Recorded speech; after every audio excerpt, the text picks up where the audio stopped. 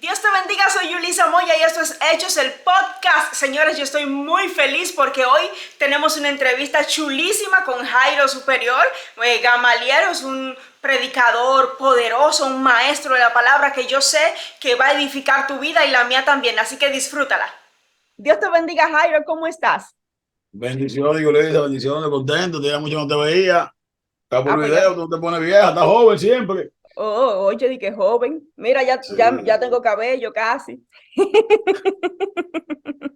Y estamos bendecidos. Y para mí es un honor de verdad tenerte aquí porque tú sin duda eres uno de los jóvenes brillantes que ha salido de República Dominicana, de esos predicadores que se ha destacado en Latinoamérica completa, pues tenemos el privilegio de que seas dominicano. Y por eso para mí es un honor tenerte aquí porque yo sé que tú eres importante en lo que Dios está escribiendo en este tiempo. Amén, no te voy a decir a Dios por esta oportunidad, sabes que contigo y con Lara me une un lazo ya más de amistad como familiar y siempre estamos en contacto y siguiendo el trabajo que ustedes van haciendo. Amén, amén. Pues Gama, yo quiero empezar por el principio. Cuéntame cómo fue tu niñez.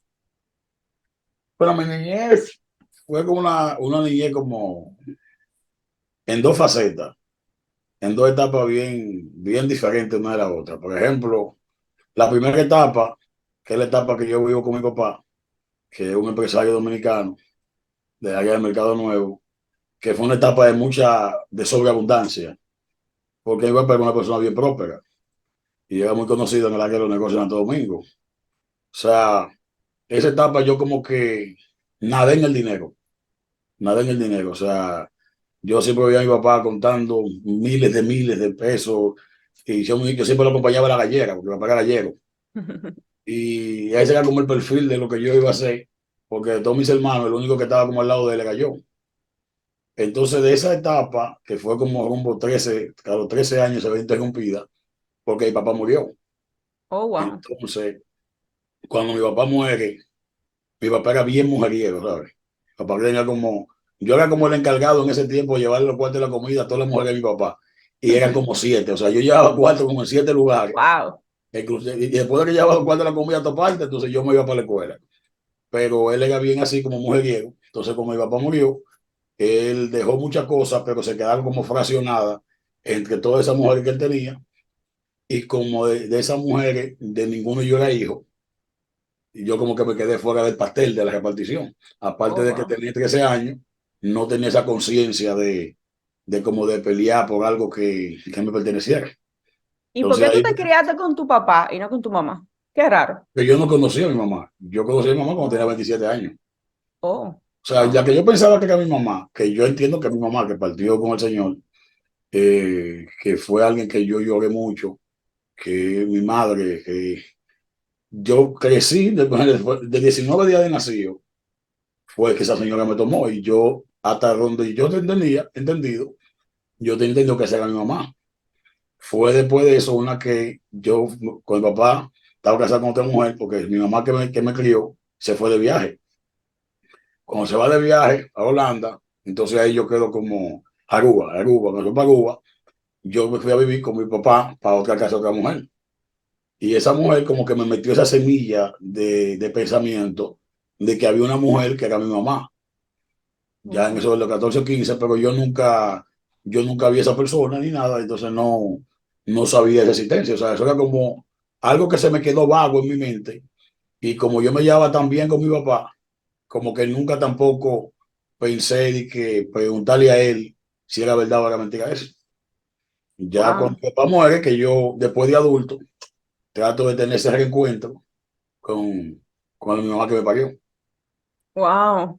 ¿Y tú lo tuviste ese reencuentro ya después de Cristo o antes de Cristo? Yo tuve ese reencuentro, primera etapa, yo tuve ese reencuentro con ella antes de Cristo.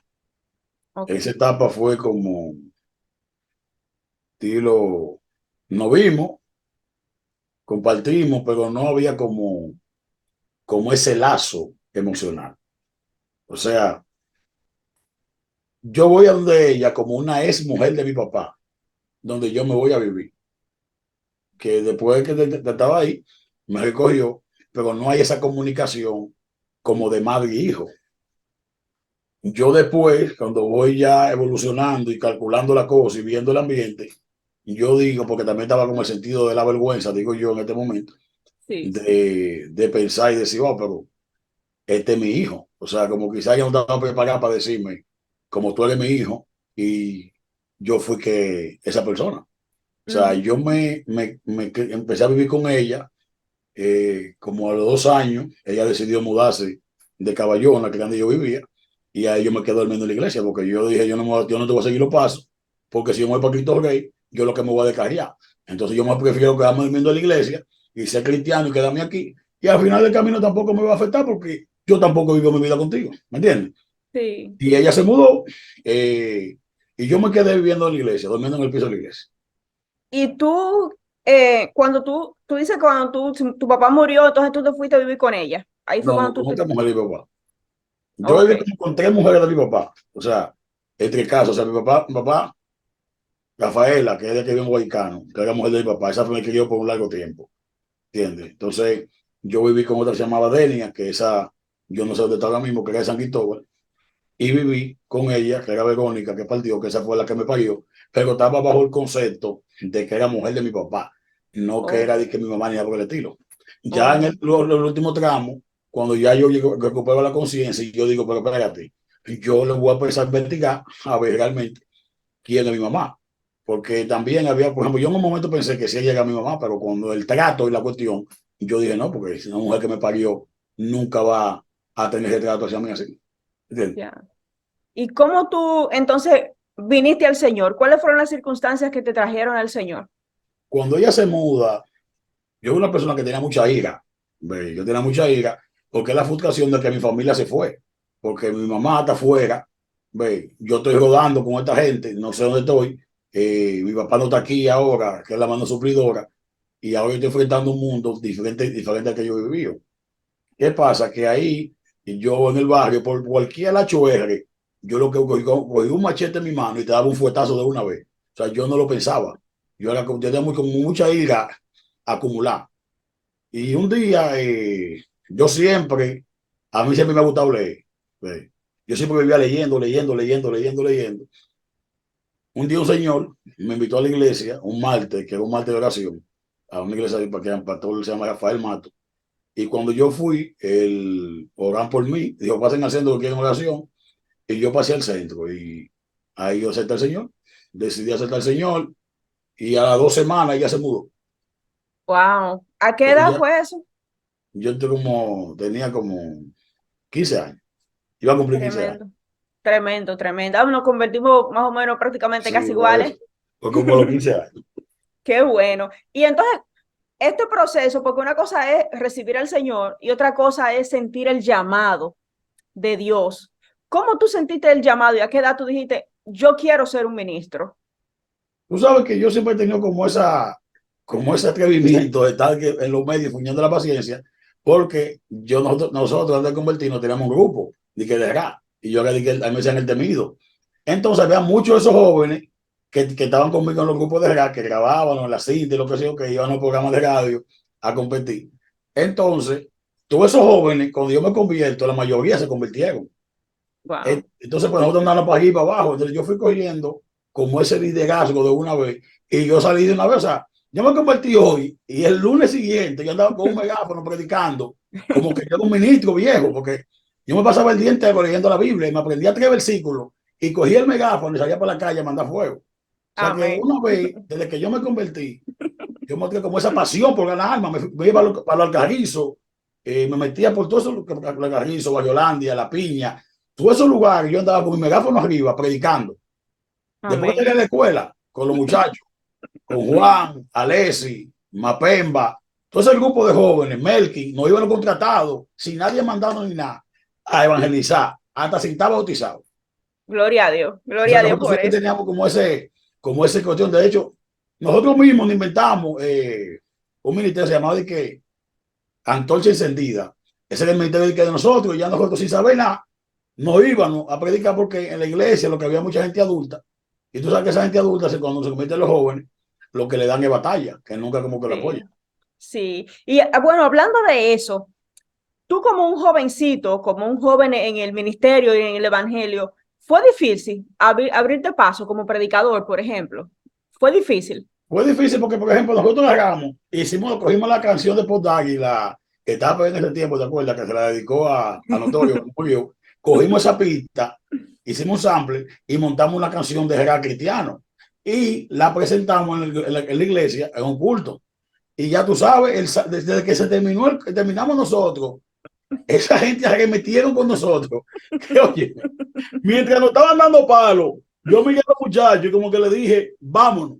Y me fui, porque al final uno tampoco tiene el entendimiento, o sea, y porque Sí. ya uno cogió como ese miedo de que hay que incursionar lo urbano cristiano, y eso era difícil porque había demasiadas restricciones. O sea, yo me convierto en la Iglesia Pentecostal Unida.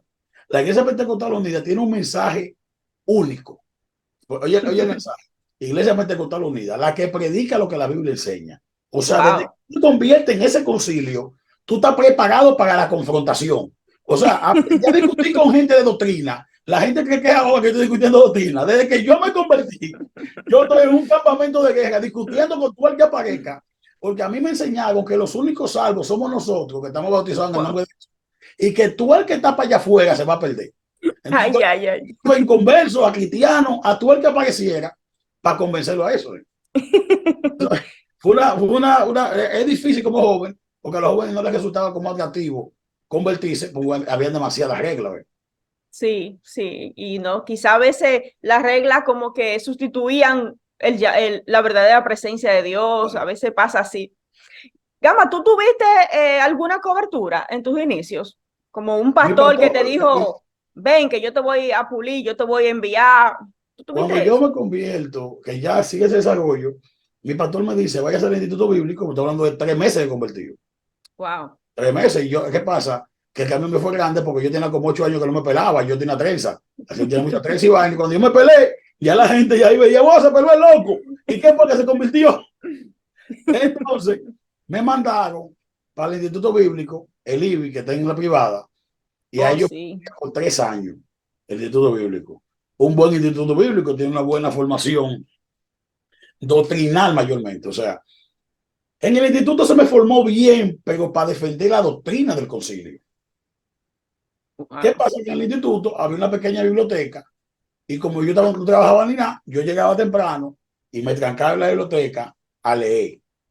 Entonces yo empecé a ver que muchos de los libros del instituto, por no pertenecer a la institución, decían cosas diferentes a las que el instituto enseñaba. Entonces yo Mm. digo, okay, pero aquí es como un rompecabezas, porque si toda la gente se van a perder, por ejemplo, ¿por qué la Biblia la tradujeron trinitario? Que dicen trinitario, y no de la gente de nosotros. O sea, Lutero fue trinitario. O sea, yo veía mucha gente en la historia que yo decía, porque ¿cómo entonces Dios va a perder toda esa gente porque no se bautizan en el nombre de Jesús?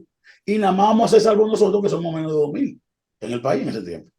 Y, Entonces con, eso y me marcó ya cuando un día yo voy a la Fuerza Armada, a una feria del libro que hicieron la Fuerza Armada.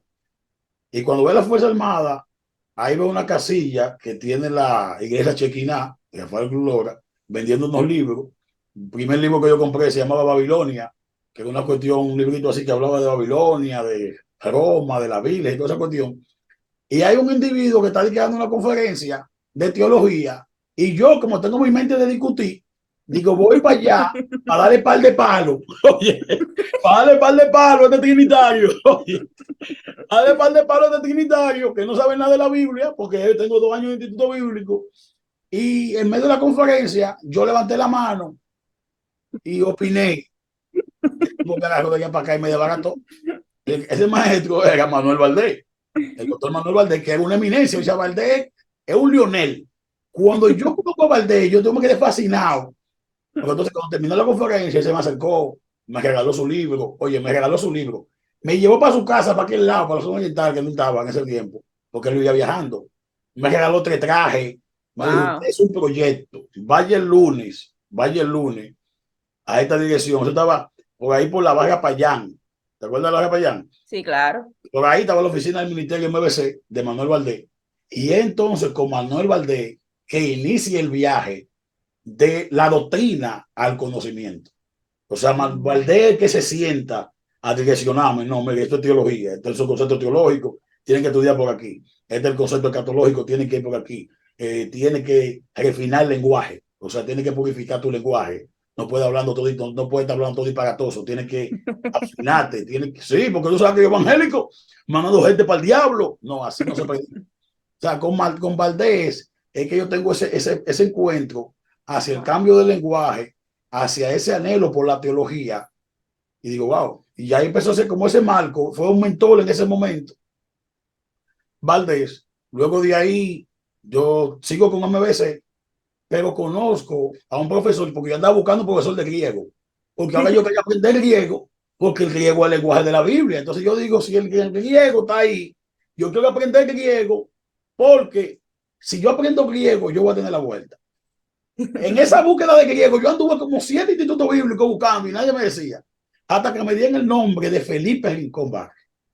Oh, sí, Felipe Cuando me dan Rincón. el nombre de Felipe Rincón, que era presidente de ADOTEBA, la Asociación de Teólogos Dominicanos, yo cojo para la casa de Felipe Rincón a buscarlo para que nos dé griego. Un amigo mío Tomás y yo queremos aprender griego, pero venimos aquí, queremos griego. Lo que queremos que ustedes nos den griego para nosotros aprender. Y Felipe, que es un teólogo ya pulido en ese momento, ahí nosotros nos hicimos amigos. Yo bajaba casi 2 o 3 veces a la semana para la casa de Felipe, comí en su casa, porque Felipe entonces es un señor piadoso. O sea, Felipe es un teólogo, pero es un teólogo piadoso. Tú sabes que los teólogos tienden a ser liberales y en Sí. nombre de la teología a sacar su vida carnal. No, Felipe no. Felipe es un tipo que tiene un conocimiento de allá arriba, que fue el primer pastor de Juan Luis Guerra, pero tiene una vida de piedad y una espiritualidad sobrenatural. Entonces yo tengo ese choque con este hombre. Ya Felipe lo que me empieza a adiestrar en muchos conceptos teológicos, mayormente en la teología del Antiguo Testamento, que ese es el Wow. fuerte de Felipe. Wow. O sea, ahí del tercer maestro que me influyó, ya que siguen ese avance, voy a hacer una licenciatura en la UBI, que estaba en la Alta Salvación Central, ahí en la Duarte, y ahí conozco un profesor que se llama Pablo Fortuna. Ya cuando llego a Pablo Fortuna, antes de Fortuna llegar de maestro, yo trapeaba el piso con todos los profesores que iban. Tú a lo que iba, porque yo no estudiaba de que para enseñarle a nadie, yo estudiaba para competir, para discutir y hacerte creer que tú no tienes la razón. O sea, yo no estudiaba de que predicar. Yo iba por mi iglesia a predicar y me ponían a predicar. Yo lo que empezaba a decir, ustedes no saben predicar porque ustedes no leen la Biblia. Y empezaba a decirle todo lo mal que lo habían hecho. Yo no sabía cómo predicar para que la gente se edifique. ¿Ve? Entonces eso fue como lo difícil de mi Sí. trabajo. Entonces cuando conozco a Fortuna está dando una clase de hermenéutica, yo levanto mi mano como siempre, pero ya estaba preparado para eso que le habían dicho. Y me agarró y me dio palo. Te la mitad mucho. Desde que terminó, me sentó. Me dice, mira Jairo, tienes que comprarte este libro. Sigue esta línea. Sigue de este lado. Porque yo veía como un pichón que estaban... Porque yo lo que tenía hambre. Yo lo que quería Amén. estudiar. Tú me recomendabas un Amén. libro hoy y al otro día tú me veías y yo te daba lo leí entero. ¿Qué decir que ahora? Yo tenía hambre de estudiar, de buscar a Dios, de ayunar. Entonces, Amén. Fortuna me impactó mucho porque Fortuna es un teólogo, un catedrático, ¿verdad? Es todavía. Sí. Pero entonces Fortuna saca demonios. Fortuna profetiza y ministra. Entonces yo decía, guau, pero este sí me gusta porque, o sea, este está más de acuerdo Está uniendo las dos cosas. con lo que yo creo, porque este tiene el fuego, porque los teólogos son más, como sabes, los teólogos son como más apagados, como más apáticos, Sí, como que no sí. tienen, o sea, tú le dices salvamente alma y no tienen sentimiento de que como que no me importa esa vaina. Los teólogos están buscando gente para sacarlo de la ignorancia que tienen, pero no se van a ganar alma. Entonces, Fortuna no. Fortuna es un tipo que tiene una vida de piedad, pero es un tipo que cree en el Espíritu Santo. Entonces, eso Amén. me marcó mucho. Ya el cuarto paso, ahí es que yo entro ya al mesianismo, que yo conozco a Dan Ben Abraham, de la Independencia, me hablan de la sinagoga, que por cierto la señora vino aquí en estos días, a la congregación, y yo empecé a estudiar con esa tres ancianas en la sinagoga de la Independencia. Ya me meto en la cultura hebrea, veo ese pensamiento, digo, wow, pero esto es interesante, esto como que concuerda con muchas cosas, y como en la iglesia siempre hay mucho chisme, yo dije, yo me voy a cambiar para esta congregación, porque tenían más amor y eso. Entonces, esas 4 personas, quizá, han sido las que más han influenciado en lo que yo soy. O sea, yo soy como una mezcla entre Dan, Manuel Valdés, Felipe Rincón y Pablo Fortuna. La parte espiritual mía de la administración es una influencia fuerte de Pablo Fortuna. Esa Wow. parte del teólogo, del investigador, eso tiene que ver con Felipe Rincón. Y la parte de la enseñanza, esa metodología, la facilidad de enseñar, eso es Manuel Valdés. Valdés que, como Valdés que yo aprendo a enseñar, ¿no? Porque a veces hay gente que tú has visto que tiene mucha revelación, pero Sí, no logran aterrizarla y hacerla potable para la gente. Tú lo sí, escuchas una hora y tú como que dices, pero yo no entiendo nada de lo que este tipo está diciendo. O sea, sí, que sí. el conocimiento te he elaborado bien, pero yo no entiendo lo que me dice. O no lo puedo aplicar. No puedo aplicarlo a la vida. O sea, Sí. es el fuerte de Valdés, que es de ahí fue que yo como que con él tuve esa influencia. Pero cuando tú te hiciste pastor en Caballona, tú eras de Elim. En el IN, yo, ¿qué pasa? Yo me convierto en una campaña que hicieron el Ministerio del IN, pero yo no hice fe en el Ministerio del IN. Yo fui a una iglesia un día que me llevaron, un tipo me dijo que me iba a dar 100 pesos si yo iba, y yo fui, me está dando 100, fue al barrio de Caballona, 100 para los que vayan conmigo. Y yo dije, yo voy, y yo fui, me dio 100 pesos.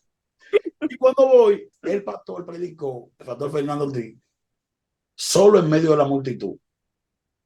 Y entonces ahí yo me convierto y digo, wow, pero ese mensaje me marcó. Después al tiempo, yo escuché a Fernando Ortiz en el Nuevo, y yo dije, oh, pero esa es la voz del pastor que me predicó.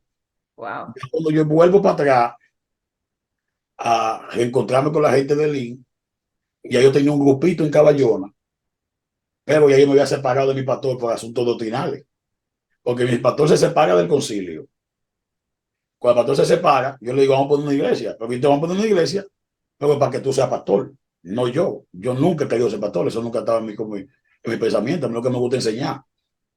Y hay una persona que era, usted lo que tiene que conocer, que era de los que se llamaba Domilio Vázquez. Domilio, Domilio, yo no lo conozco, ¿no? Domilio, yo no sé si es Vázquez, Domilio, yo me acuerdo el apellido de él, Vladimir lo conoce. Domilio era bien religioso, medio gente, pero era un tipo que bendecía mucho la iglesia. Y Domilio entonces me se acerca a mí. Y como él tiene un concilio que le están pasando en ese movimiento, en ese momento, yo lo pongo a ellos dos a hablar con mi pastor para que salga el concilio. Pero yo no quería saber de nada que hueliera pentecostal. O sea, ese nombre yo lo quería erradicar. Yo vengo del concilio, que se quedan con todo por ser pentecostal. Y yo asocié pentecostal con la gloria. O sea, empezamos la iglesia. Yo consigo la silla en San Cristóbal. El pastor me sembró 200 sillas. De repente, yo llego un día y me dice, no, que Domino quiere hablar contigo. Cuando voy, la iglesia se va a llamar Río de Agua Viva, Iglesia Pentecostal de Jesucristo. Digo, ¿pente qué? Digo, no. Pues, todo cual, tú le puedes poner cualquier nombre, pero quítame ese pentecostal de ahí. O sea, eso no es lo que yo quiero también. Es más un asunto de concepto que otra cosa. Sí, El sí. tema es que ya ahí me quedo en el aire. Tengo el sueño de patrullar gente, de enseñar. Tengo a los jóvenes, pero el tipo alquiló el local y yo me fui a la calle porque al final del camino, ¿qué sabía yo de esa cuestión? Entonces, Así no es. tenemos local ni nada, pero tenemos la silla, agarraba y nos daban unos cultos, lo cogieron parqueos del barrio y daban los cultos en los parqueos. Wow.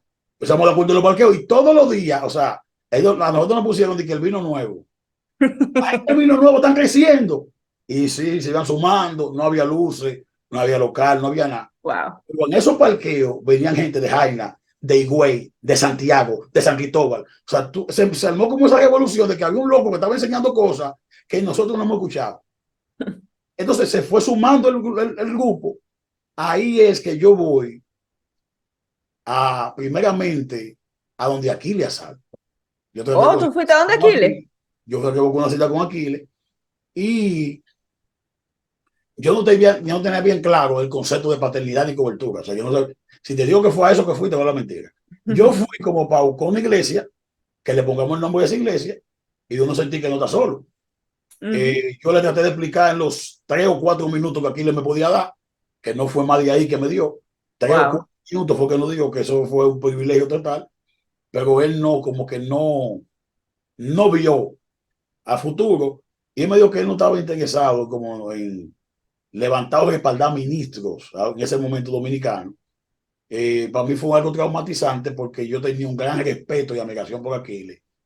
Y yo lo miré y sentí como ese dolor, como de élite. O sea, yo digo, wow, pero entonces nosotros, los que somos de barrio, los que somos pobres, no tenemos derecho. O sea, yo me sentía así como, o sea, me están diciendo el amigo mío, vámonos. Y yo me quedo mirándolo como con esa decepción. Porque yo digo, pero ¿cómo es posible que, porque yo te estoy buscando, te estoy diciendo a ti que no te estoy pidiendo un peso, simplemente te estoy diciendo que, porque acuérdate que yo soy un joven y vengo asimilando, te estoy diciendo que nosotros podemos, estamos juntando de los parqueos, queremos que tú vayas, predique ahí, nosotros hacemos una campaña porque mucha gente se salve, y como yo te oigo en tu programa que tú dices que tú amas las almas, tú no me puedes estar diciendo esto aquí y ahora que las luces están apagadas, porque yo te estoy hablando de ir para Caballona, no te estoy pidiendo un peso, te estoy diciendo que somos un grupo de jóvenes, que tenemos como 60 jóvenes, eso como que me Me marcó, chocó. me chocó, yo dije, wow, yo algún día quisiera ser alguien para darle acceso a todo el mundo. Entonces dije, Wow. no, este no es, aquí no, aquí, Pero quizás no se sentía en ese momento preparado, porque mucha gente fue donde él a pedir cobertura. Y él como que no entendía eso. Después que se puso al asunto de los apóstoles y cosas, es que él entonces como él se que, abrió. que No, porque después despertó se a eso. abrió. Sí, Después él pero se abrió.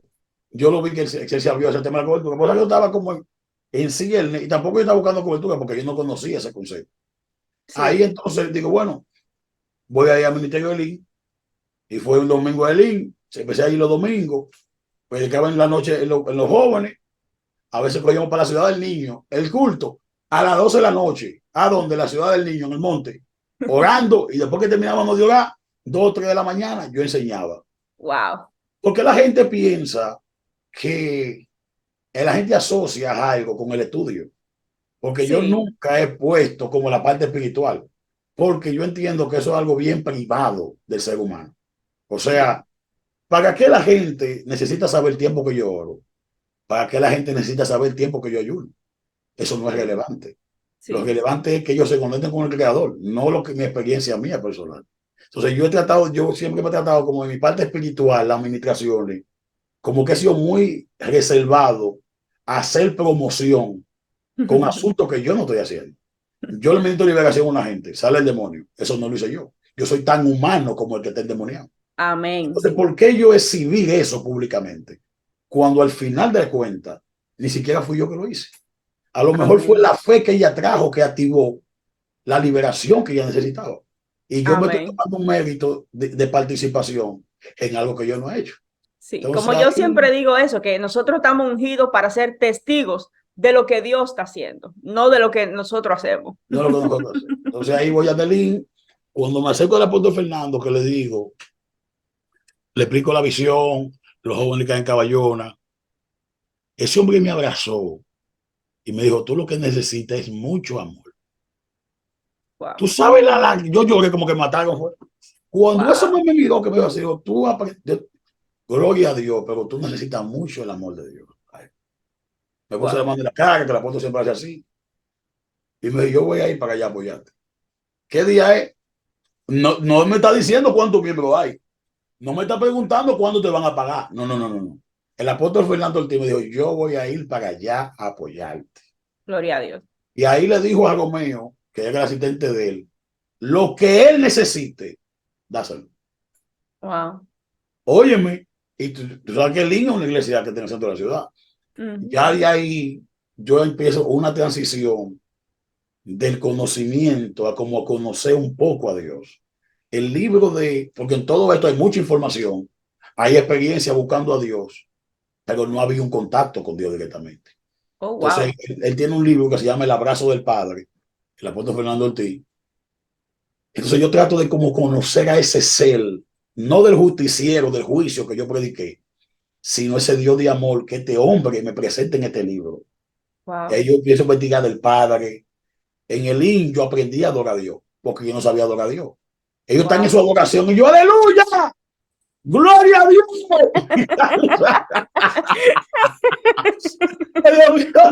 Y yo iba a los cultos, oye, pero yo me estaba ahí, y yo, ¡aleluya! Pero tú sabes que esa gente adora, esa te levanta la mano y empiezan a llorar y se meten con Dios, pero yo no sé adorar así. Y yo, ¡gloria a Dios! Entonces yo dije, wow, pero un día una señora que estaba ahí, yo le pregunté, dije, wow, pero ¿y cómo se hace eso que ustedes están haciendo? Porque no estoy en nuevo creyente. Y dije, no, yo me voy a convertir en el barrio.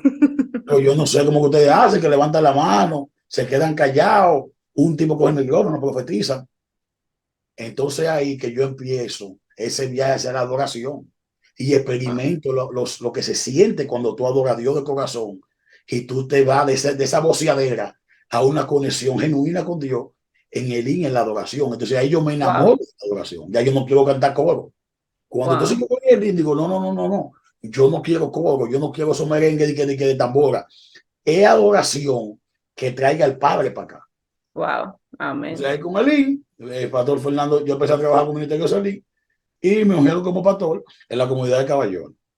Así que Ay, yo llego el como tú eres un hombre que pues tienes mucho conocimiento y tiene conocimiento de los textos originales y tiene esa gallardía para pararte y debatir y ese tipo de cosas, hay gente que no entiende, bueno, tú fuiste rapero en el mundo, fuiste rapero en el evangelio, pero hay gente como que al relacionar a los raperos como gente quizá de poca profundidad en el conocimiento de la palabra y eso, como que le choca que tú te involucras mucho con los raperos.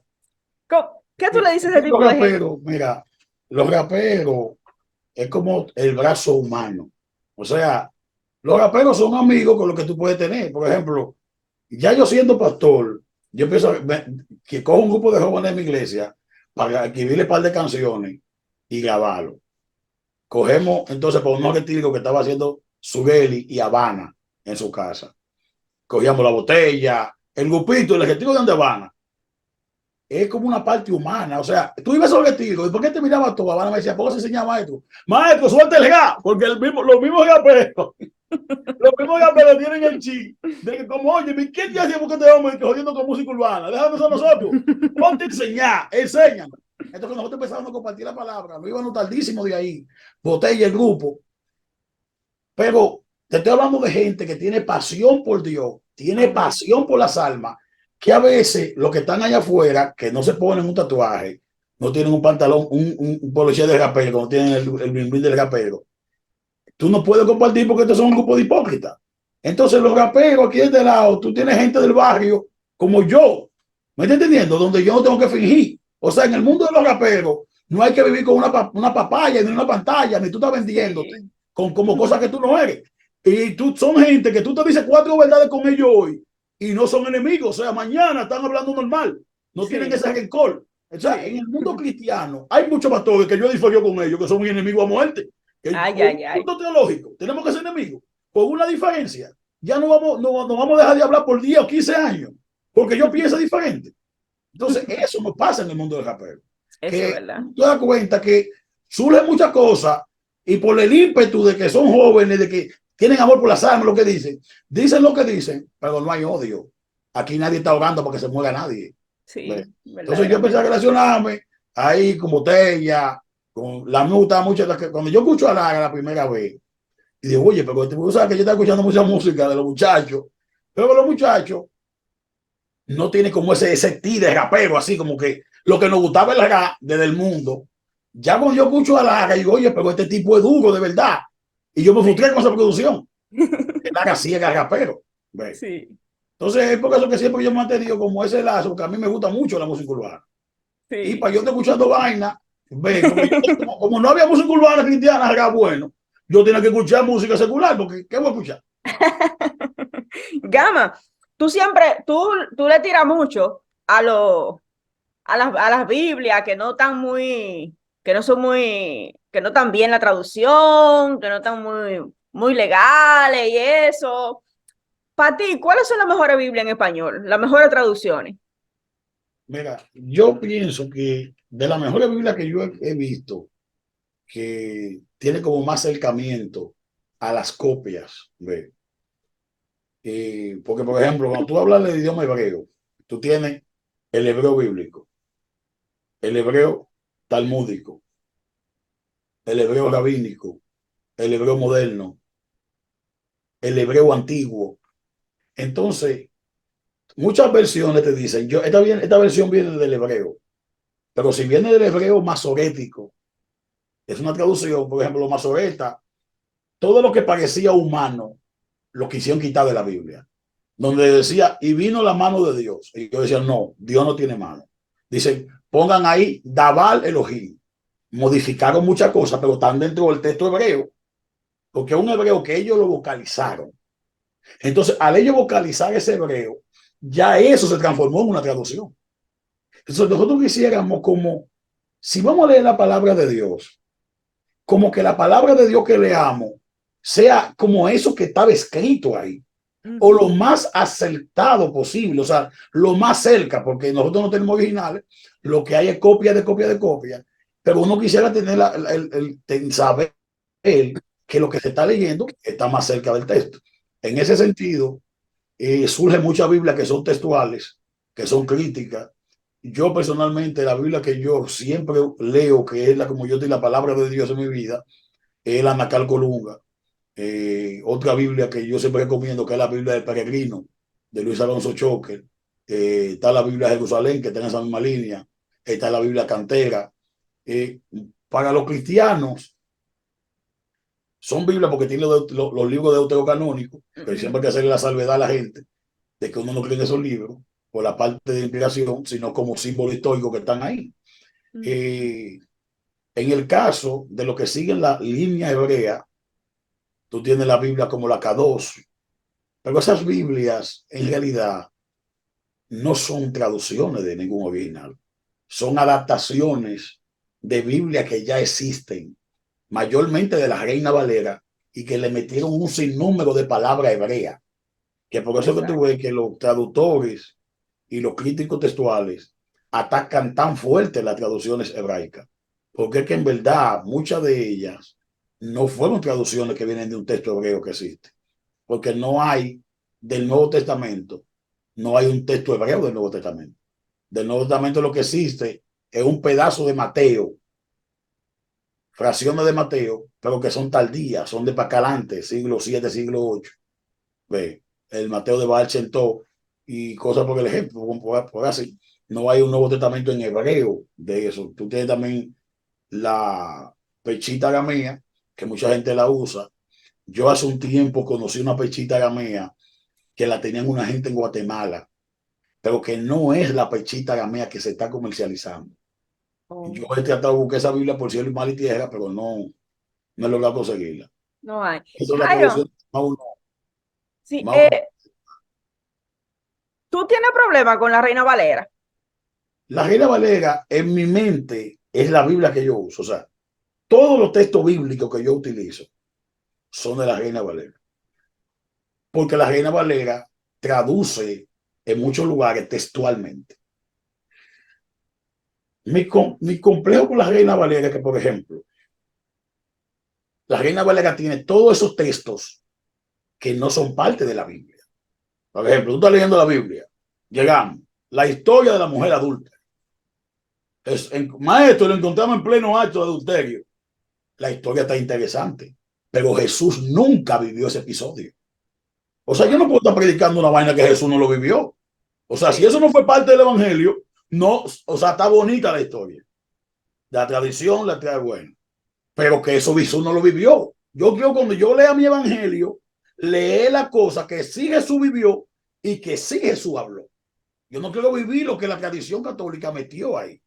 ¿Y Por por ejemplo, qué están ahí? ¿Por la qué la mujer pusieron adulta ahí? no está en los textos más antiguos. ¿Y por qué está ahí? La metieron, la fueron incorporando poco a poco. Primero tuvo en un evangelio, en Marcos, luego la mandan para Lucas. Han dado 3 de los 4 evangelios, metiéndolo en diferentes lugares. Tú tienes primera de Juan 5:7. El evangelio de Marcos, Jesús lo terminó diciendo no tengan miedo. En el capítulo 16, versículo 8. Ellos le añadieron del verso 8 al verso 20, 12 Ay, versículos ay, para eso dar un me final duele. feliz. Ay, eso me duele, eso son mis Pero textos claro que me favoritos. duele, por eso que yo lo ataco, porque me duele, porque por qué usted tiene que poner, déjenme los versículos donde Jesús lo dejó. O sea, yo quiero que me dejen la Biblia lo que Jesús habló en su propia palabra. O sea, yo no quiero escuchar que un bendito traductor metió ahí adentro algo que es humano, que es tuyo. Yo quiero la historia de la tradición sinóptica, lo que Jesús entregó. Entonces, por eso es que se hacen importantes. Por ejemplo, hay un libro de Val Edelman que yo lo leí hace como 13 o 14 años. Se llama Jesús no dijo eso. Oh. Ese fue un libro que empezó el despertar. Empieza el despertar. Pero yo seguí escudriñando y buscando y indagando en la formación para también entender, porque en el Nuevo Testamento aparece eso. Pero cuando tú te vas al Antiguo Testamento, por ejemplo, Deuteronomio capítulo 34, cuando habla de Moisés, la muerte de Moisés, no aparece. O sea, Deuteronomio 34, la muerte de Moisés, no está ahí. No es Oh. parte del texto. Entonces, ¿cómo entonces yo me pago a predicar de eso si eso no está ahí? Eso está Entonces, difícil. son cosas que tú vas viendo. Por ejemplo, ponen en los labios de Moisés: Shema Israel, Adonai Eloheinu, Adonai Ejá. Oye Israel, el Señor nuestro Dios, Señor es uno. Pero eso se incorporó ahí en los tiempos de Esdras. O sea, la Torá la terminan de recopilar en los tiempos de Esdras. Y ese texto es un texto tardío que Moisés nunca lo dijo. Entonces, el celo de Dios tiene que ser que haya una purificación de lo que realmente estaba aquí sin que la mano humana se meta. Yo no te estoy diciendo que es una palabra de Dios. Yo te estoy diciendo que ahí está la palabra de Dios y que nosotros tenemos que purgar lo que está allá adentro, que es palabra de Dios con las herramientas que hasta ahora la ciencia nos ha traído. Por ejemplo, los científicos, la gente atea, ataca la Biblia porque dicen, la Biblia de la Valera dice, y pasaron por el Jordán, por ejemplo, por el mar. Pero cuando tú vas a la arqueología, Israel saliendo de Egipto, es imposible que pasara por ahí. Entonces ellos empiezan a dudar. Entonces ahí no se encontró nada de lo que dice la Biblia que pasó. Ok, vienen unos arqueólogos y van y encuentran el mar de los juncos, que ahí sí concordaba. Y ahí adentro sí encuentran carros como los que se usaban en Egipto. Oh, wow. Entonces vienen los traductores y ven que la Reina Valera tradujo su Antiguo Testamento la palabra mal, en vez de decir mal de los juncos, pone el otro lugar, el mal, y no fue ahí que pasó. Entonces, esa mala traducción le da motivo a los ateos A los a ateos, sí. justificar los errores que tiene la Biblia. Entonces, aparte de eso, muchos traductores y los compositores del Antiguo Testamento, esto ya está en manos de los judíos, validaron muchas de sus acciones malas atribuyendo a que Dios lo mandó. Por eso vemos una disociación entre el Dios de Jesús y el Dios que presentó el Antiguo Testamento. O sea, cuando tú vas al Dios del Antiguo Testamento, te das cuenta de que mucho de lo que mandó que se hiciera, el Dios de Jesús no operaba así. La iglesia, con tal de reconciliar eso, que no se puede reconciliar, ellos saben que existe ahí. O sea, no. Estaban en la ley, que Dios actuaba así, pero ahora estamos en la gracia. Porque tragase ese Dios de aquel lado, empezaron a ese Dios asesino, un Dios que cuando tú lo estudias, yo tengo un estudio por ahí que no lo he dado porque la gente no cae en crisis, un Dios, característica de un Dios psicópata. Tú estudias el psicópata, tú te lees Salmo capítulo 18 y ves la forma como ese Dios operaba y tú dices, wow, pero esto es difícil. Está Entonces yo difícil. lo que he hecho, en vez de yo meter la ley y la gracia para poder hacer ese macheo entre esos dos dioses, yo me voy con Moisés al pie del monte. ¿Qué encuentro con Moisés? Que hubo un encuentro donde el ser divino le dijo a Moisés, yo te entrego aquí a este ángel. Entonces yo veo todas las operaciones macabras del Antiguo Testamento, no en manos de Dios, sino en operación de ángeles que actuaron en nombre de él. y que ese hombre primitivo entendía que ese era Dios. Porque, por ejemplo, cuando Jesús llega en Juan capítulo 5, verso 37, le dice, yo vengo de mi Padre, vosotros nunca le habéis oído y nunca han visto su rostro. Ustedes nunca han escuchado a mi Padre, ustedes nunca ni lo han visto ni lo han escuchado. O sea que con el que Moisés habló no era su padre. Luego tú vas a Hechos y Hechos te dice que si la Torá que fue entregada por ángeles, tenemos que hacerle reverencia cuanto más al mensaje de Jesús, que viene alguien directamente del seno del Padre. Hebreo también te dice lo mismo, una Torá que fue entregada por ángeles. Luego te dice el libro de Job, por ejemplo, dice Job, y aún en sus ángeles ha encontrado necedad, ha encontrado errores. O sea que muchos ángeles se han equivocado. Y la misma dice que algunos ángeles no guardan su dignidad. Entonces, es buscar que cuando yo lea la Biblia, yo entienda que esto que está aquí es lo que el Padre dijo. Quizás nosotros muramos sin ver eso realizado, pero van a ser tantos los avances de la ciencia que pienso que podrían purgar de la Biblia todo lo que no debería estar ahí y que el hombre se tope con ese libro sagrado sin la contaminación de la mano humana que está ahí. Ojalá, ojalá, ojalá y que algún día podamos tener eso. Lo vemos un chin en retroceso porque ahora Corea ha hecho su propia versión, su propia traducción. Porque ellos saben, o sea, cuando Roma tuvo el dominio del mundo, ¿qué hizo? Lo que está haciendo China, lo que está haciendo Corea, y que si China logra dominar el mundo y aplastar a todo el que piensa distinto, las próximas generaciones conocerán eso como la Biblia. Sí. Y no van a saber lo que ni siquiera lo que nosotros vivimos. Qué problema, qué problema. Ese es normalmente el problema. Gama, tú has sido un hombre que siempre ha sido muy controversial. Tú siempre estás en el medio de la controversia. Y a mí me gustaría saber, ¿a ti te gusta la controversia o eso es un precio que tú estás pagando por lo que tú entiendes que es tu llamado, lo que tú entiendes que tú, cómo tú debes manejarte?